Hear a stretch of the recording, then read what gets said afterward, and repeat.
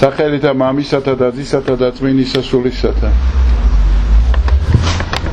დღეს წავიკითხეთ სახარება ლუკა მახარებლის, სადაც მოთხრობილი იყო მაცხოვრის მიერ იგავი ლაზარესი და მდიდარის.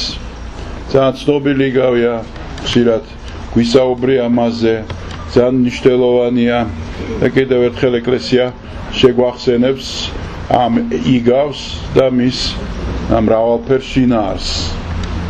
იმიტომ რომ მართლაც ღრმა იგავია და ბევრი სიმბოლოებითაც არის დატვირთული და შინაარსობრივათაც შეიძლება ბევრ მხარეს მოუხმოთ და განმარტოთ და ვისაუბროთ. შინაარსი ესეთია, რომ ცხოვრობს ვინმე მდიდარი, რომელიც იმოსება პორფირით, სიმდიდრით და ცხოვრობს მის სახლის კართან გლახაკი ლაზარე, რომელსაც საჭმელი არაფერი აქვს და მხოლოდ იკვებება იმ გადმოყრილი ნამცეცებით, რომელიც მდიდრის სუფრიდან იყრება და იგი არის ესე იგი ცნეული, მოდიან ძაღლები, ლოშნიან მას და ორივე კვდება. ერთი ლაზარე მიყავთ 60-ში ანგელოზებს უმალ, ხოლო მდიდარი გაახელს თვალს და აღმოაჩენს თავის თავს ცეცხლში, ჯოჯოხეთისაში და სთხოვს დანახულ შორით ლაზარეს, რომელიც აბრაამის სიახშია, რომ თხოვს აბრაამს, რომ მოვიდეს ლაზარე და გაუგრილოს მასენა პირი, ვინაიდან სიცხისგან, ესე იგი ტანჯვასგან იცდის დიდს. და აბრაამი ეუბნება, რომ ჩვენ და შენ შორის არის დანახეთქი დიდი, ხრამია დიდი და წარმოუდგენელია აქედან იქ გადასვლა და იქიდან აქ გადმოსვლა. მაშინ მდიდარი ეუბნება, რომ მე ხუთი ძმა მყავს სახლში და ისინი ჩემნაირად ცხოვრობენ და გაუშვი ლაზარე, რათა მივიდეს და უთხრას მათ რა ელით მომავალში. აბრაამი ეუბნება ამაზე, რომ ყავთ მათ მოსე, წინასწარმეტყველი, აქვს წმინდა წერილი, წაიკითხონ და ირწმუნონ და შეცვალონ თავისი ცხოვრება. მდიდარი ისევ ეუბნება, რომ ეს ყველაფერი აქვს, მაგრამ მათი არ ჯერათ და აი თუ ვინმე მკვეთრით აღდგება, მისი მას დაუჯერებენ და ირწმუნებენ და ამიტომ ჯობია რომ მივიდეს ლაზარე და აბრაამი პასუხობს, რომ თუ წმინდანების არ ჯერათ, თუ წიგნების არ ჯერათ, მაშინ მკვეთრით აღმდგარი ადამიანისაც არ მოусმენენ და არ დაუჯერებენ. აი ესე დასრულდა ეს სახარება და ბოლოდან რომ დავიწყოთ მკვეთრით აღმდგარში მაცხოვარი გულისხმობდა თავის თავს, რომ მართლაც კაცობრიობის ძალიან დიდ ნაწილს არ წამს მკვეთრით აღმდგარი მაცხოვარი, თუმცა ამის მოწმობები უამრავია. მოკლედ ეს იგავი ერთი შეხედვით არის სიმდიდრის წინააღმდეგ და სიგლახაკის წინ წამოწევა და რაღაც წახალისება. თუმცა ეს ესე არ არის, ვინაიდან აქ არ არის ბრძოლა სიმდიდრის მიმართ. არც თავისთავად სიგლახაკია და გაჭირვებაა სათნოება. აქ ლაპარაკია იმაზე, რომ სიმდიდრე ადამიანს აკარგვიებს თავის სახეს. ანუ რაღაცა მდგომარეობა გაკარგიებს შენ სახეს. აი მაცხოვრის იგავებში სახელები არსად არ ფიგურირებს, უამრავი იგავი აქვს ხო მაცხოვარს. და არც ერთში სახელი ადამიანის არ ფიგურირებს, იქ არის ლაპარაკი ძეკაცისა, იქ მევენახეები, იქ ბოროტიმნე, იქ ფარისეველი, 1000 ის არის პერსონაჟი, მაგრამ სახელი არავის არ აქვს. და აი აქ ამ გლახაკს აქვს სახელი. და ეს თავისთავად ძალიან მნიშვნელოვანი რამეა. სახელი ნიშნავს რაღაც თავის სახეს ამ ადამიანისას, როცა ადამიანი არ კარგავს თავის სახეს და მას პიროვნება აქვს შეკრული და ის პიროვნული თვისებებით არის მახასიათებლებით არის დაჯილდოვებული და აი მდიდარი კი კარგავს თავის სახელს და მას უბრალოდ დიდარი ქვია. ანუ ის დაკარგული არსებაა, მას პიროვნება აღარ აქვს. მისი პიროვნება არის სიმდიდრე. ყველა იცნობს მას როგორც დიდარ ადამიანს. და ეს ორი მდგომარეობა, დაკარგული სიმდიდრე და სიგლახაკეში ჩამოყალიბებული პიროვნება. ეხლა რატო ჩანს რომ ეს ჩამოყალიბებული პიროვნება, როგორც წმინდა თეოფილაქტე ბულგარელი ამბობს, რომ ჩვენ ხედავთ რომ ლაზარე უყურებს რა ყოველდღიურად, როგორ იმოსება ლამაზად ეს მდიდარი, როგორი ცხოვრების უდარდელი ცხოვრებით ცხოვრობს, როგორ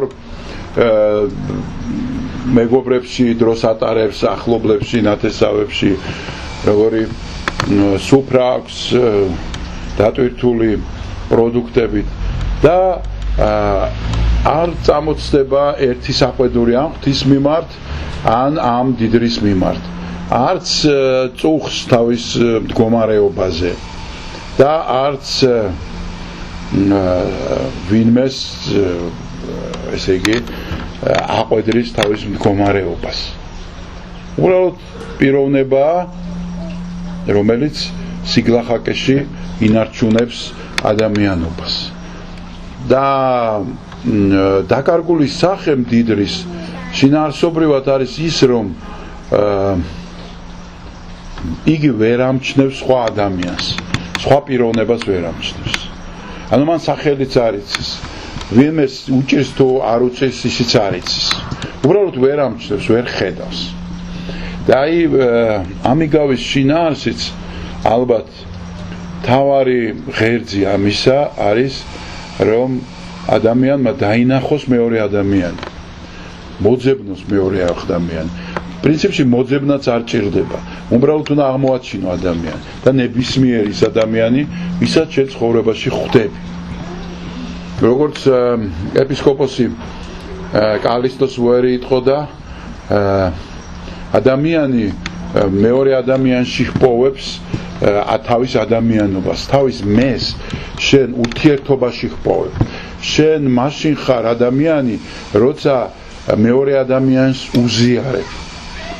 უზიარებ შენ სამყაროს, უზიარებ შენს თავს, ეძლევი მას და აძლევ მას სრულად.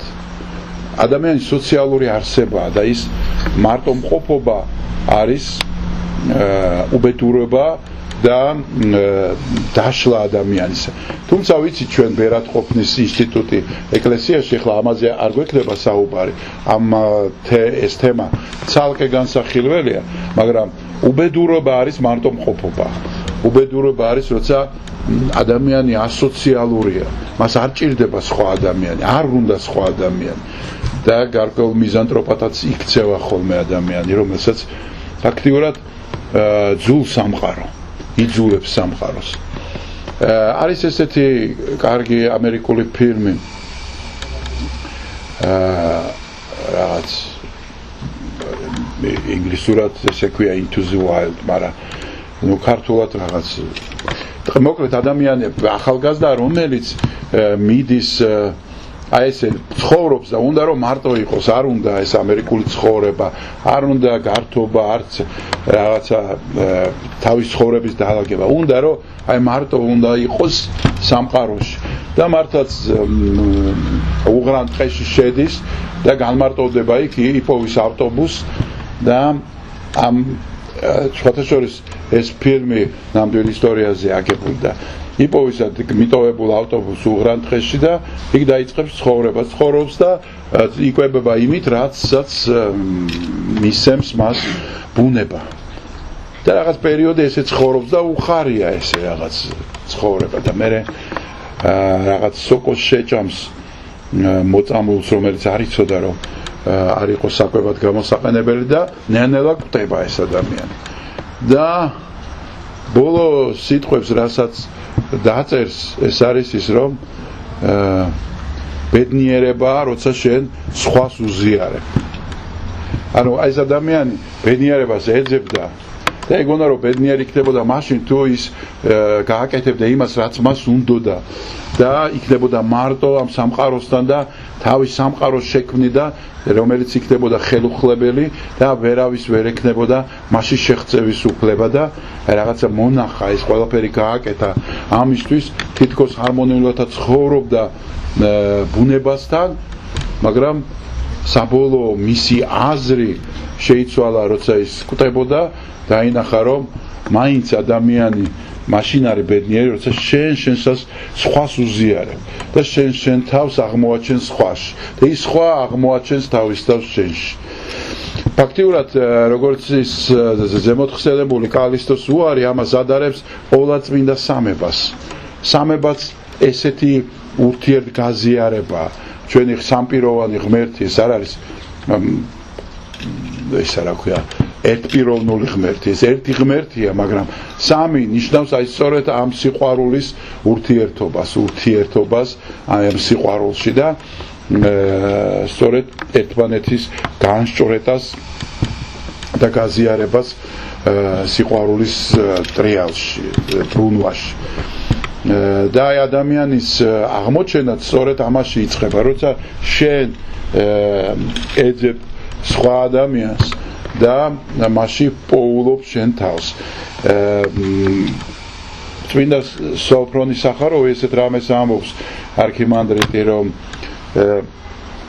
ჩვენ იმიტომ გვაქვს სხვა ადამიანებთან ცუდი დამოკიდებულება რაღაც ლანძღვაც კვლელობაც კი რომ ვერ ვხედავთ მეორე ადამიანში ღვთის ესე იგი განგებულებას ესე ღვთის გეგმას მასში ჩვენ სხვა ადამიანში ნებისმიერ ადამიანში დავინახოთ რომ ის არის განუმეორებელი ღვთის გეგმა რომელსაც ღმერთი უყურებს და რაღაცა თავისი გეგმა აქვს მასთან მიმართებაში მაშინ შენი დამოკიდებულება ამ ადამიანისადმი იქნება ძალიან მოწიწებითი და შენი დამოკიდებულება იქნება როგორც მართლა ღვთის ხატის მიმართ და როგორც განუმეორებელი არსების მიმართ და როცა ესეთი ხედვა არ აქვს ჩვენ სხვა ადამიანის მაშინ იწყება მიწიერი კონფლიქტები ცუდი ადამიანად გახდომა რაღაც წყევლაკრულვა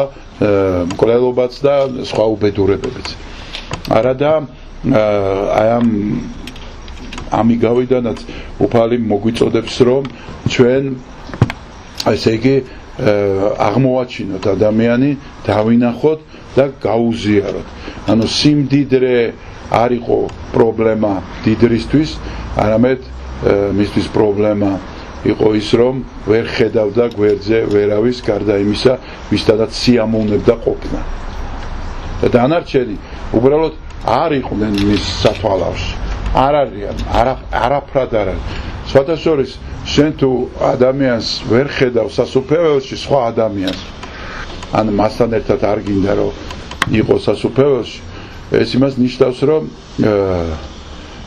ვერაზროს ვერ იქნები და ვერ მოხვდები სასუფეველში იმიტომ შენ ვიღაცა აღარ გინდა ვიღაცა არ გინდა ვიღაცას ვერ ხედავ ვიღაცა სხვა არის ხო და სხვათა შორის ის ძალიან ცნობილი რომანიც ჯოჯოხეთის გამოხატვა სარტრისაც მამას ნიშნავს რაღაც სხვები არიან აი სხვა არის ადამიანი არ არის ის არის სხვა არადა რეალურად ადამიანი არის სხვა მე შენ ხარ იგივე უფრო მეტიც მაცხვარი ამბობს მე ვარ და დამინახე სხვაში მე მომხედე მე მომეფერე მე მასვი მე მაჭამე ვინც არ უნდა ნახო შენ ცხოვრების მანძილს ამიტომაც შენი მოყვასი არის ის ვინც შენ გენათესავება და გეფერება და გეხუთება კი არა,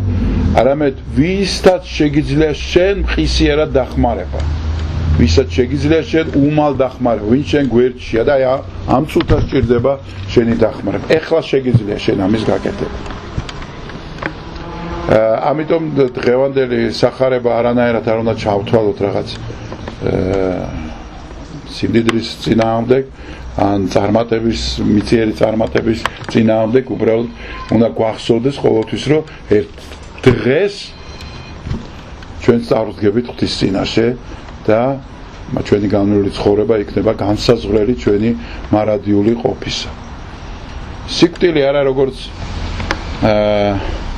დაშინება, სიკვდილის ხსოვნა არა როგორც დაშინება ადამიანის მიმართ, რომ შენ პასუხს აგებ და იქ გელოდება, ეხლა ტანჯვა წამება, არამედ სიკვდილი როგორც ხსოვნა, სიკვდილისა როგორც დაფასება შენი ცხოვრებისა.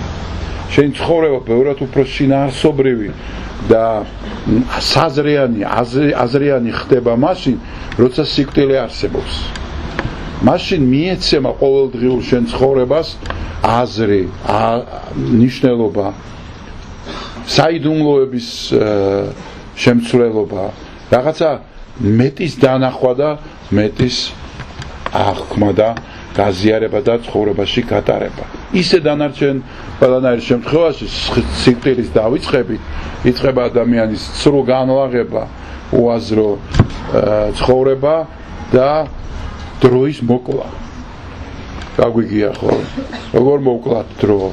აბა, ემდენი დრო გვაქვს რა ვაკეთოთ? იწყება 1000 სისულელე. ღმერთმა დაგლოცოთ, გაგახაროთ და ჩვენ ცხოვრებას აზრი უნდა გქონდეს. აუცილებლად.